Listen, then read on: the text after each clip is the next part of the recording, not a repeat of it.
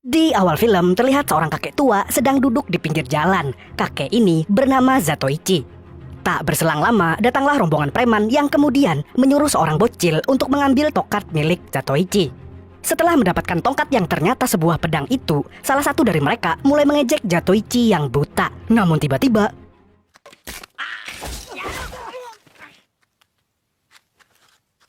Zatoichi, seorang mantan samurai alias Ronin yang kini bekerja sehari-hari sebagai tukang pijit tunanetra.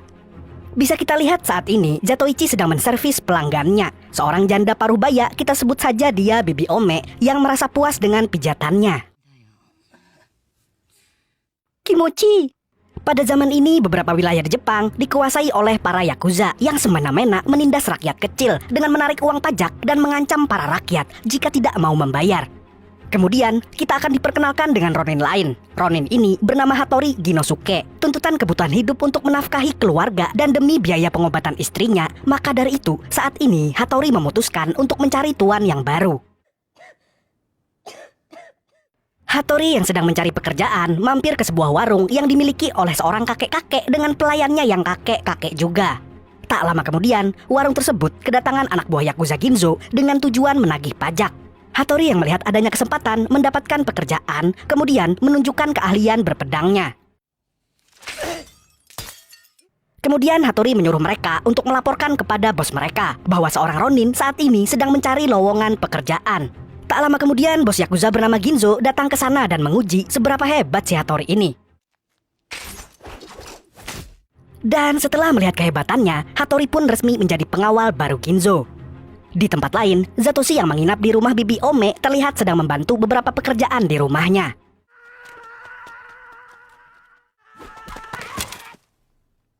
Malam harinya, Zatoichi berpamitan sebentar kepada Bibi Ome untuk bermain judi karena itu merupakan salah satu hobinya.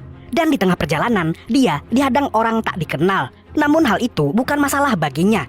Sesampainya di tempat perjudian milik Yakuza, Zatoichi yang buta menggunakan pendengarannya yang sangat peka untuk memasang taruhan dengan semua uang yang dia miliki. Karena hal tersebut, Zatoichi berhasil memenangkan uang yang banyak. Zatoichi benar-benar tahu pergerakan dadu hanya dari pendengarannya saja. Sedangkan Hattori saat ini menjalankan tugas pertamanya sebagai pengawal Ginzo, di mana dia ditugaskan untuk membunuh saingan bos Ginzo dari klan Ijutsu dengan sangat brutal.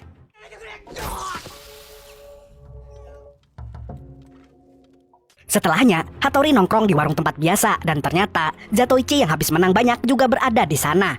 Saat sedang melayani pelanggan, kakek pelayan warung tersebut tak sengaja menjatuhkan tongkat milik Zatoichi dan tanpa sengaja menunjukkan bahwa tongkat tersebut merupakan sebuah pedang. Melihat hal itu, Hattori langsung mendekati Zatoichi dan berniat menguji refleksi kakek tunanetra terhadap sebuah ancaman. Hattori pun menyadari jika Zatoichi bukanlah tunanetra sembarangan. Setelah itu, Hattori pulang dan disambut oleh istrinya yang sakit-sakitan. Sebenarnya istri Hattori tidak setuju jika suaminya harus bekerja menjadi pengawal Yakuza. Namun karena biaya pengobatan yang mahal, Hattori mau tidak mau tetap harus bekerja mencari uang. Hattori pun teringat masa lalunya, di mana dulu Hattori sangatlah lemah. Saat berlatih tanding, Hattori dengan mudah dikalahkan dan menjadi bulan-bulanan lawan tandingnya. Hattori saat itu merasa terhina dan harga dirinya dilecehkan. Kemudian, dia memutuskan untuk mencari dan menemukan orang yang dulu mengalahkannya agar dia bisa membunuhnya. Akhirnya Hattori menemukannya. Tak disangkanya, orang tersebut saat ini sudah mengalami kelumpuhan, sehingga Hattori pun mengurungkan niat membunuhnya. Scene berpindah ke Zatoichi yang lagi-lagi dengan mudahnya menang berjudi. Di sini, seorang pria penjudi bernama Shinkichi yang terus kalah mencoba mengikuti Zatoichi. Alhasil, dia pun ikut menang juga. Dengan membawa uang hasil judi, mereka berdua mengunjungi sebuah tempat hiburan oho-oho dan di sana, Zatoichi serta Shinkichi bertemu dengan dua orang geisha yang siap disewa untuk menghibur malam panjang mereka. Dan saat sedang asyik-asyiknya, diam-diam salah satu geisha itu mengeluarkan pedang dan berniat merampok mereka. Akan tetapi, dengan gerakan yang sangat cepat, Zatoichi meraih pedangnya. Menyadari bahwa si kakek tunanetra ini bukanlah orang sembarangan, akhirnya geisha itu pun mengurungkan niat jahatnya. Zatoichi sendiri menyadari dua geisha yang disewa untuk menghiburnya mempunyai gelagat yang aneh. Bahkan, Zatoichi juga sadar jika salah satu dari geisha itu adalah seorang laki-laki yang berbentuk seperti wanita. Akhirnya geisha yang mencoba menyerang tadi mulai menceritakan kisahnya. Berasal dari keluarga pedagang kaya dari klan Naruto, mereka berdua adalah adik dan kakak. Kakak perempuannya bernama Okinu, sedangkan adik laki-lakinya bernama Osei. Suatu malam, keluarga mereka habis dibantai oleh orang kiriman klan Kuchinawa yang bernama Tashichi dan Inosuke. Para penjahat tersebut mendapatkan bantuan dari orang yang bernama Heihachi yang ternyata menyusup dan menyamar sebagai pelayan di dalam keluarga Naruto. Heihachi pun akhirnya dibunuh oleh Okinu dan Osei, sehingga sekarang mereka sedang mencari sisa pelaku pembantaian keluarga mereka. Okinu dan Osei pergi berkelana dan menyamar menjadi geisha. Selain mencari para pembunuh keluarganya, mereka juga melakukan pekerjaan tersebut untuk bertahan hidup dengan cara merampok uang para lelaki sangean. Zatoichi yang mendengar kisah kelam masa lalu dua geisha itu pun akhirnya berniat membantu dengan mencari para pelaku pembantaian keluarga mereka. Tidak lupa, Shinkichi juga ikut bersama mereka. Pencarian informasi pun dimulai. Kali ini, Zatoichi dan Shinkichi mendatangi tempat judi milik klan Yakuza Ginzo di bawah naungan klan Yakuza Kuchinawa. Saat sedang asyik bermain, ternyata bandar judi di tempat tersebut melakukan kecurangan. Rupanya dia kesal melihat kakek tunanetra ini kok menang terus. Zatoichi dengan kemampuan pendengaran super pekaknya menyadari adanya kecurangan, dan Zatoichi tidak segan-segan untuk langsung menebas tangan sang bandar yang curang itu.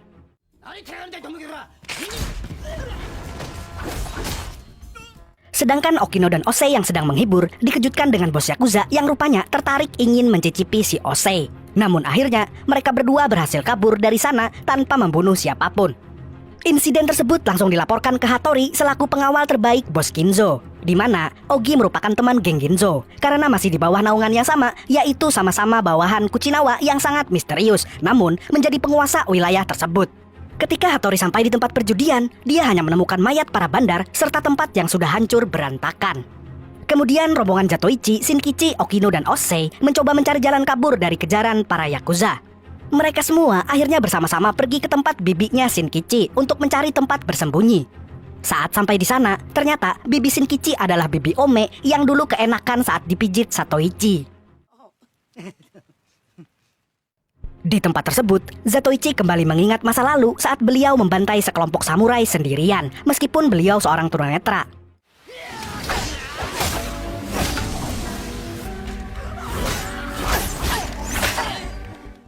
Sementara itu, Okino mengingat kembali kenangan saat dia dan adiknya luntang-lantung di jalanan, di mana adiknya Osei pernah akan diperkosa oleh seorang saudagar kaya raya pecinta shota, pemboy, dan trap yang meskipun dia tahu jika Osei adalah laki-laki, dia sangat tergoda dengan paras cantik milik Osei.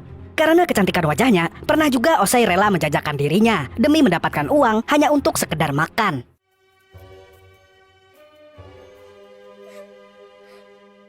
Semenjak kejadian itulah, mereka berdua akhirnya memutuskan untuk menjadi seorang geisha demi menyambung hidup.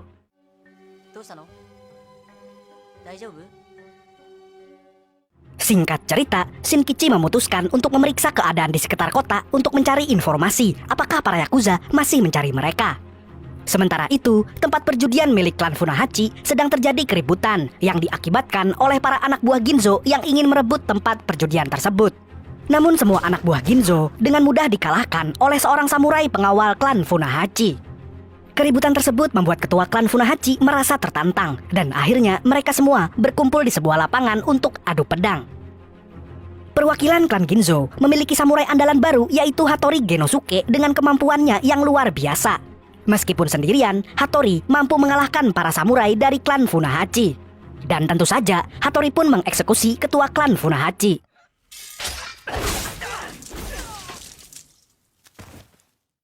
Rupanya, pertarungan tersebut disaksikan oleh Shinkichi. Shinkichi pun segera pulang dan menceritakan kehebatan Hattori kepada Zatoichi.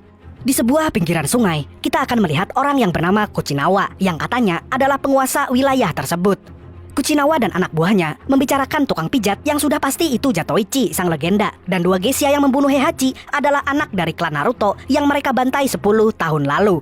Kembali ke rombongan Zatoichi. Di sana, Okino dan Osei berniat untuk menemui bos Ogi lagi, karena mereka baru saja mengetahui bahwa Ogi adalah salah satu anggota Yakuza yang membantai keluarga mereka.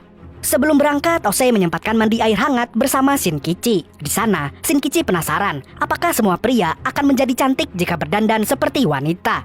Dan Osei pun hanya menjawab, itu tergantung wajahnya. Kalau memang cantik ya cantik.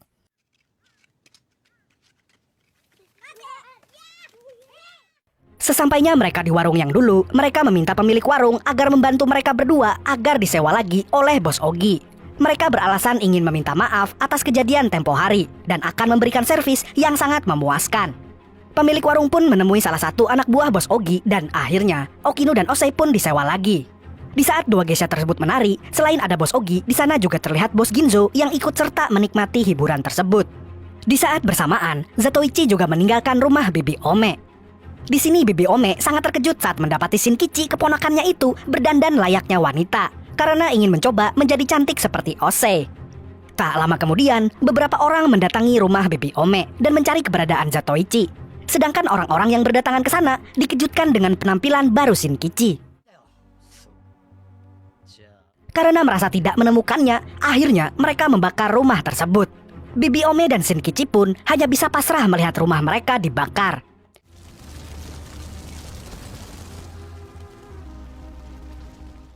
Kembali ke Okino dan Osei yang saat ini sudah ketahuan, di mana Ogi dan Ginzo menyadari jika mereka tidak seperti geisha yang biasa mereka sewa. Karena mereka tahu jika dua geisha ini adalah anak klan Naruto yang dulunya mereka bantai. Mereka juga memberitahukan nama asli masing-masing, di mana nama tersebut merupakan nama-nama yang selama ini dicari oleh Okino dan Osei. Okino dan Osei semakin terdesak ketika mereka berdua dikepung oleh para anak buah Ogi dan Ginzo. Namun tiba-tiba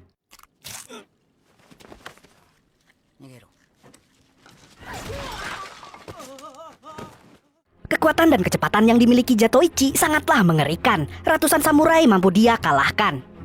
Meskipun beliau mengalami kebutaan, namun dengan pendengaran super peka yang dimilikinya membuat Zatoichi dengan mudah membantai mereka semua.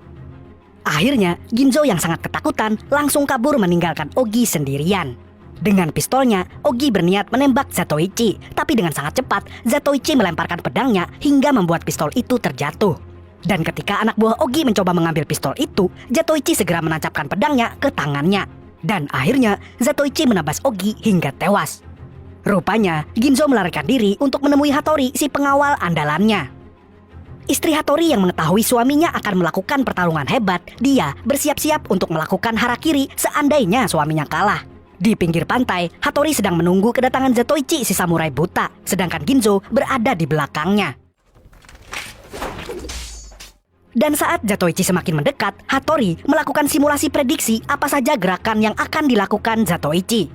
Setelah merasa yakin 100% pasti menang melawan Zatoichi, sayangnya tak disangkanya, rupanya Hattori yang sudah tahu seperti apa teknik mencabut pedang milik Zatoichi pun tertipu dengan kehebatan kemampuan prediksi seorang samurai buta Zatoichi. Seperti sudah mengetahui suaminya telah tewas, istri Hattori pun melakukan harakiri. Setelah mengalahkan Hattori Genosuke, Zatoichi sudah jelas juga membunuh bosnya, yaitu si Ginzo. Zatoichi saat ini sedang beristirahat setelah mendapatkan sedikit luka di bahunya saat bertarung melawan Hattori.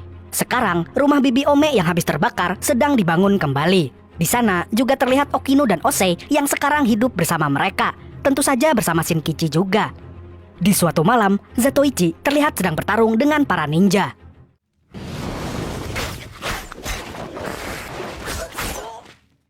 Dan yang sangat mengejutkan adalah ketua dari ninja tersebut ialah kakek-kakek pemilik warung tempat Zatoichi nongkrong selama ini. Sebenarnya, Zatoichi sudah mencurigai pemilik warung tersebut adalah bos Yakuza. Hanya dialah yang mengetahui lokasi rumah Bibi Ome tempat mereka bersembunyi. Dan mereka pula yang telah membakar rumah tersebut.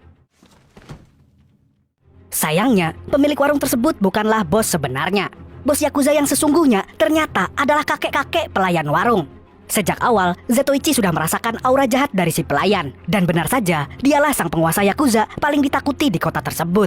Kuchinawa yang merasakan ajalnya sudah dekat pun pasrah dengan apa yang akan dilakukan Zatoichi kepadanya. Kuchinawa mengaku sudah puas dengan semua pencapaiannya di dunia. Namun ternyata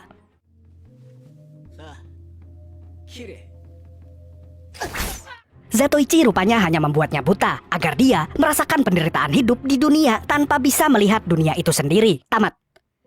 Pesan yang bisa kita ambil dari film ini adalah orang bodoh mentertawakan kekurangan orang lain, namun orang bijak mentertawakan kekurangan dirinya sendiri. Dan semua orang bisa menerima kelebihan, tapi hanya sebagian yang bisa menerima kekurangan orang lain. Segitu dulu untuk hari ini. Terima kasih sudah menonton video ini sampai habis. Kalau kalian suka dengan video ini, silahkan like, komen, subscribe, serta share video ini ke semua teman kalian. Sampai jumpa di video nobar selanjutnya. Terima kasih dan kamsia. Assalamualaikum warahmatullahi wabarakatuh.